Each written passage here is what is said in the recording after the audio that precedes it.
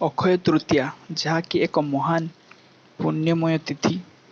ଏହି ଦିନରେ କ'ଣ କ'ଣ ସବୁ ମହତ୍ କାର୍ଯ୍ୟ ଘଟିଥିଲା କ'ଣ ଆପଣଙ୍କୁ ଜଣାଅଛି? ତ ଆସନ୍ତୁ ଜାଣିବା ଆଜିର ଏହି ମହାନ ପୁଣ୍ୟମୟ ତିଥିରେ କ'ଣ କ'ଣ ସବୁ କାର୍ଯ୍ୟ ହୋଇଥିଲା।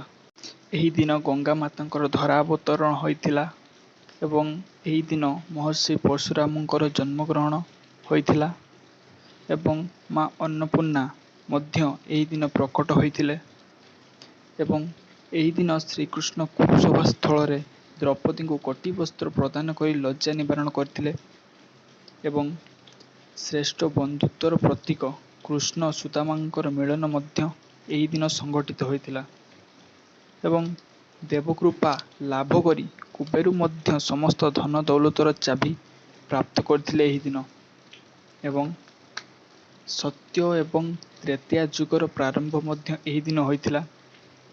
ବ୍ରହ୍ମାଙ୍କର ପୁତ୍ର ଅକ୍ଷୟ କୁମାରଙ୍କ ଜନ୍ମ ମଧ୍ୟ ଏହି ଦିନ ହୋଇଥିଲା। ପୂର୍ବରୁ ବନ୍ଦ ରହିଥିବା ପ୍ରସିଦ୍ଧ ବଦ୍ରୀନାଥ ଧାମର ଦ୍ୱାର ଫାଟକ ଆଜି ହିଁ ଖୋଲିଥିଲା। ବୃନ୍ଦାବନ ଧାମର ପ୍ରସିଦ୍ଧ ବାଙ୍କେ ବିହାରୀ ମନ୍ଦିର ବର୍ଷର କେବଳ ଏହି ଦିନ ଶ୍ରୀ ବିଗ୍ରହ ଚରଣର ଦର୍ଶନ ହୋଇଥାଏ। ଏହି ଦିନ ମହାଭାରତ ଯୁଦ୍ଧର ସମାପ୍ତ ହୋଇଥିଲା। ରାଜା ଜନକ ଏହି ଦିନ ହଳ ଚଷି ଜାନକୀଙ୍କୁ କନ୍ୟା ରୂପେ ପ୍ରାପ୍ତ କରିଥିଲେ। ମହାକାବ୍ୟ ଗୀତଗୋବିନ୍ଦର ସ୍ରଷ୍ଟା ଭକ୍ତ ଜୟଦେବଙ୍କର ଜନ୍ମତିଥି ଏହି ଦିନ। ତ ଏହି ସବୁ କାରଣ ଯୋଗୁଁ ହିଁ ଅକ୍ଷୟ ତୃତୀୟାକୁ ଏକ ମହାନ ତିଥି ଭାବରେ ଗ୍ରହଣ କରାଯାଏ।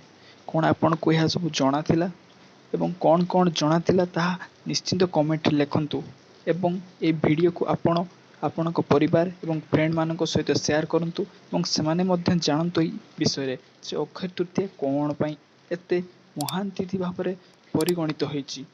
ଧନ୍ୟବାଦ।